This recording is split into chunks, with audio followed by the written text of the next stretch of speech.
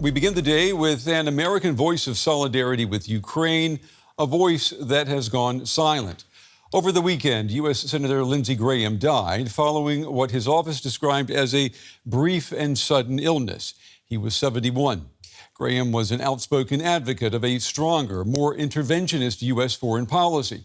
From Ukraine, Russia, Iran, Israel, China, Graham's position was always considered hawkish. In fact, Graham spent his final days inside Ukraine, where on Friday he announced tougher sanctions against Russia. Ukrainian President Zelensky praised the senator for his unwavering support.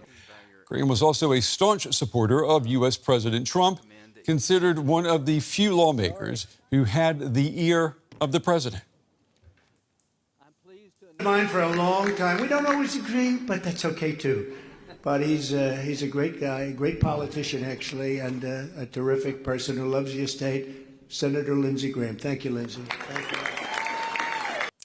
And joining me now is a man who served as U.S. ambassador to Ukraine. He is now a senior director at the Atlantic Council, Ambassador John Herbst. Ambassador, it's good to have you on the program. I know that you knew Senator Lindsey Graham, especially from your time as U.S. ambassador to Ukraine. Let me just ask, what went through your mind as a former U.S. diplomat when you heard of the senator's death? Well, I mean, I think I met Senator Graham because he'd come through embassies where I was working. But I wouldn't say I know him well. But obviously, I followed his career closely because he's been involved on issues which I've been working on professionally for over 20 years. And I mean, the first thing I thought was, well, it's unfortunate. He's a relatively young man. And of course, he's been extremely active, including had just returned from a trip to Ukraine when he had this fatal incident. And he's been actually both a strong and a statesman-like leader on key foreign policy issues, especially those related to American interests in Europe and Eurasia, recognizing that Russia is a great threat to American interests, and allowing Russia to win a war of aggression would be a major mistake. You mentioned that Lindsey Graham's final foreign trip was to Ukraine. Symbolically, what does that tell us about where Ukraine stood in his hierarchy of foreign policy priorities? Well, it was at the very top, if not by itself, and maybe with our policy towards China and our policy towards Iran. And he understood till his last breath that these countries all represent dangers for the United States. And in fact, they're all working together along with North Korea. And that the way to deal with adversaries that wish us ill is not to seek compromise, but to seek leverage to force them to compromise. You know, you've described Senator Graham as a staunch defender of American interest. In practical terms, what did Lindsey Graham achieve for Ukraine that few other senators were willing or even able to do? Well, Graham recognized that in order to have a smart policy dealing with the Kremlin threat to the United States, dealing with Kremlin's war in Ukraine, you needed to make sure the president was in the right place. And as you know, in the primaries, or rather the campaigns leading up to the 2016 election, Graham was the candidate, and he criticized Trump. But when Trump won, he decided he needed to work with him, both during the first term and during his new term. And there were other influences on Trump, which have been rather naive about the danger posed to the United States by an aggressive Kremlin. And he consistently offered sound counsel to President Trump. And I think he's helped move Trump in the right direction, although Trump had his own ideas, which in some ways were very sound, in other ways less so. But it's been reported now for the last week or so that the White House finally wanted to move on the sanctions package that Graham had been proposing for well over a year. So that's a sign of very specific and real influence of the right sort for the United States. Yeah, that's right. You mentioned those sanctions. I know that the late senator mentioned that or announced those sanctions on Friday when he was in Kyiv. In terms of U.S. foreign policy, was Lindsey Graham, was he valuable because of what he said publicly or because of what he was able to do behind closed doors? Well, I think usually the most important things or the most consequential things occur out of public sight, and then they become known publicly. And Graham understood that in his bones, and that's why he worked his relationships with all presidents of the United States, especially Republican presidents. That was true with George Bush the Younger, when Graham was a young senator, and with Trump now. You know, many of his critics have focused on Graham's relationship with Donald Trump, yet supporters argue that that relationship actually made him more effective on Ukraine. I mean, did he have unique access and influence that no one else in the Republican Party possessed? I would say he had substantial influence and substantial access, and he was one of a handful who had such access. But it's true, and this is to his credit. He was working against the loudest voices in the Republican Party and in the Trump administration over the past couple of years.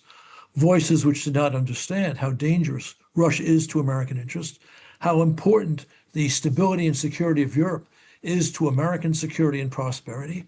And he has had success in making the case for a stronger response to Kremlin aggression and greater support for our European allies.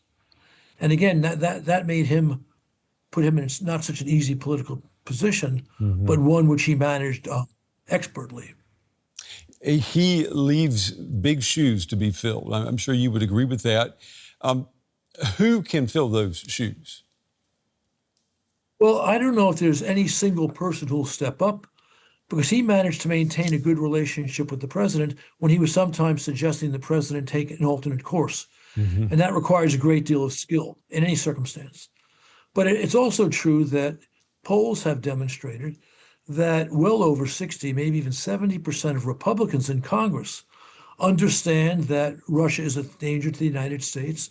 A strong American policy pushing back against Russia, as we should push back against China, is necessary. It's just they haven't had quite the skill of Senator Graham in advocating those policies and maintaining a relationship with the president. But there's something to work with in the numbers I've just cited. And those same numbers characterize Republican voters across the country and the American people overall. Let me ask you, Ambassador, how much of Ukraine's support in Washington has depended on personal relationships like Graham rather than on a durable bipartisan consensus? Well, you have that durable bipartisan consensus. Again, polls over the last couple of years have routinely showed, what is it, like 83% of Americans understand Putin is a villain and he's dangerous for us. Almost 70% of Americans believe we should be providing as much aid or more than we provided to Ukraine under Biden. And again, within Congress, members, both Republican and Democrat, have the same sort of views at that level of support. It's just, and this is interesting politically and not necessarily a wonderful thing, that again, loudest voices in the Republican Party don't seem to understand those basic truths that a majority of Republicans and a majority of Americans understand. Is Ukraine today less secure politically in Washington because Lindsey Graham is now going to no longer be there? Because of his departure. Yeah. Look, his is a real loss for the United States. I worry first and foremost about the United States, but also for Ukraine. But it's not a loss that's irreplaceable. Again, I've already said I'm not sure we'll find another Lindsey Graham to take exactly that influential and high-profile position. But again, you have many people in Congress who understand the need to make sure Putin does not win his war of aggression in Ukraine and who are supportive of policies to help achieve that. And we have, you might say, the first test coming up to see if whether or not the Graham long-supported sanctions package gets passed. And again, there is clearly momentum right now. But, even without that, the steps we saw in the last week have been very, very positive. Trump agreeing to license the production in Ukraine and perhaps elsewhere in Europe of Patriot missiles is a very important step in the right direction. Trump saying that, of course, Ukraine should be allowed to strike deep into Russia because that will bring the end to the war sooner. Now, that's consistent with Trump's statements made about how to get this war done since before his return to the White House. Mm-hmm. But we haven't seen as strong a policy as that coming from the administration, as his latest statement suggests. And hopefully this is the start of something new and better. Ambassador John Herbst, unfortunately, we're out of time, but we appreciate you taking the time to share your valuable insights My pleasure. with us tonight. Thank you. Thank you.